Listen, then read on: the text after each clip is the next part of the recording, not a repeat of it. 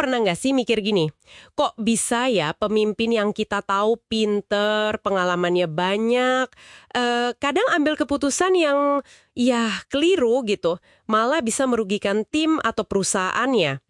Ini kan kayak teka-teki ya yang sering banget kita lihat di dunia bisnis di kepemimpinan. Nah, hari ini kita coba yuk kita urai sama-sama.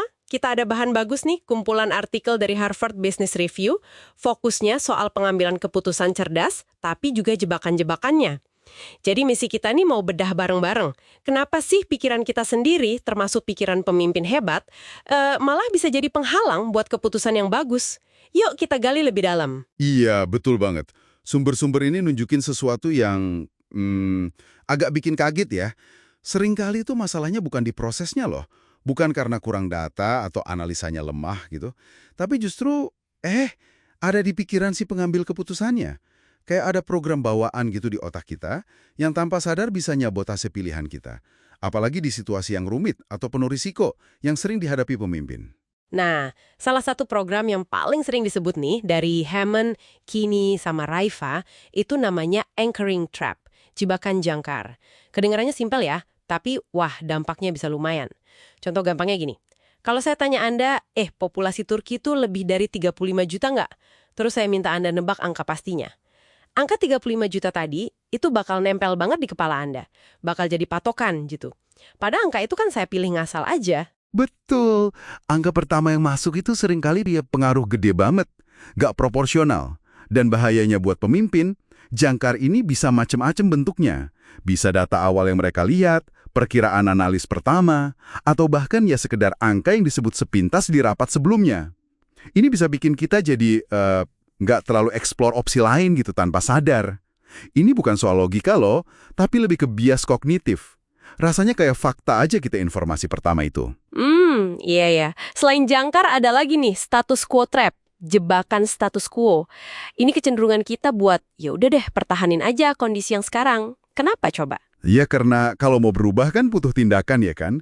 Nah tindakan itu membuka kemungkinan kita dikritik atau nyesel kalau gagal.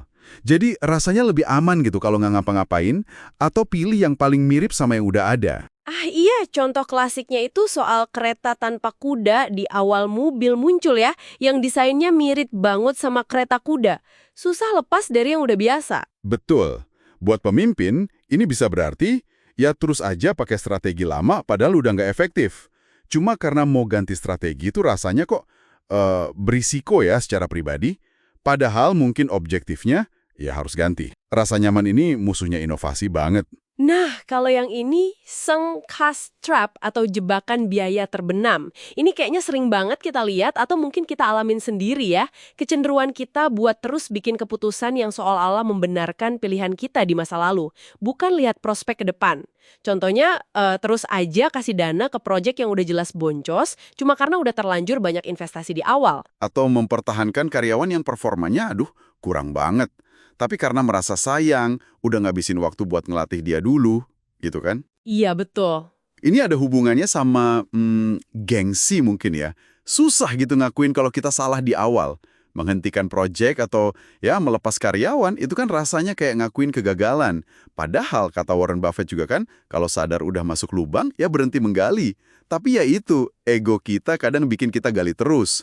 Jebakan ini kuat banget secara emosional. Terus ada lagi yang seru nih. Confirming evidence trap, jebakan konfirmasi bukti. Jadi kita tuh aktif nyari info yang dukung keyakinan kita. Dan kalau ada bukti yang berlawanan, ya kita cuekin aja atau kita anggap remeh.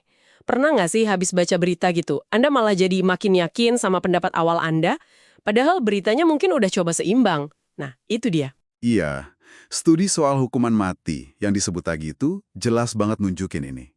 Orang yang pro sama yang kontra, dua-duanya makin yakin sama posisinya setelah baca riset yang sama persis. Karena mereka cuma fokus ke bagian yang dukung pandangan mereka aja. Buat pemimpin, ini bahaya banget. Bisa bikin kayak ruang gema gitu. Mereka cuma dengar apa yang pengen mereka dengar, nggak ngeh sama sinyal bahaya atau peluang lain. Dan satu lagi nih, soal optimisme pemimpin. Lavalo sama Kahneman punya istilah planning fallacy. Ini bukan sekedar optimisme biasa ya, tapi kecenderungan yang sistematis gitu, buat terlalu tinggi nilai manfaatnya dan terlalu rendah nilai biaya, waktu sama risikonya. Kenapa gitu? Ya karena kita cenderung rasa, wah saya nih di atas rata-rata lah kemampuannya, terus kita juga ngerasa lebih bisa ngontrol kejadian daripada kenyataannya, ilusi kontrol gitu. Akibatnya, ia bisa ditebak. Proyek molor, biaya bengkak, hasilnya jauh dari harapan. Ini bukan karena pemimpinnya nggak kompeten ya, tapi karena bias optimisme ini kuat banget.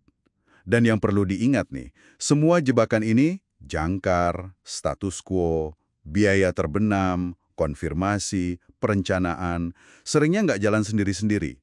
Mereka bisa kerja barengan, saling nguatin. Makin susah deh buat ambil keputusan yang benar-benar rasional. Dan celakanya, ini semua sering beroperasi di bawah radar kesadaran kita. Jadi intinya gitu ya, pemimpin yang baik pun bisa salah langkah.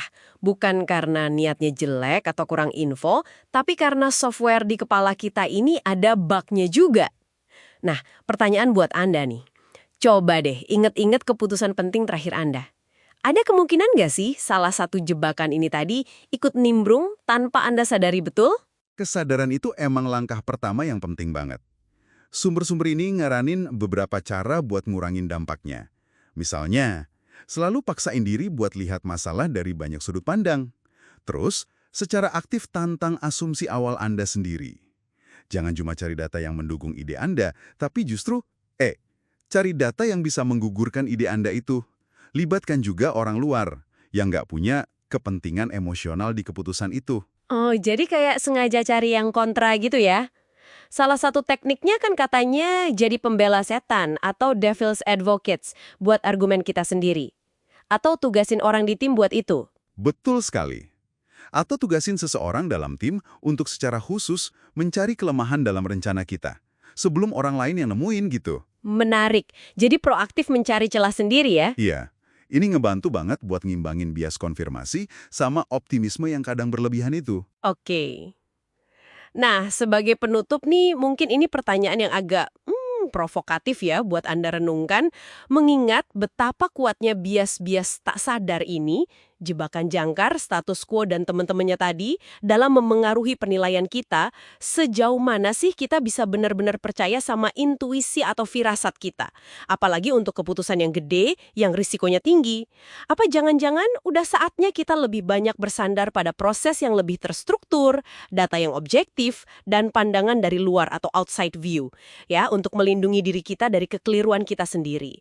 Nah, itu mungkin jadi pemikiran buat Anda bawa pulang.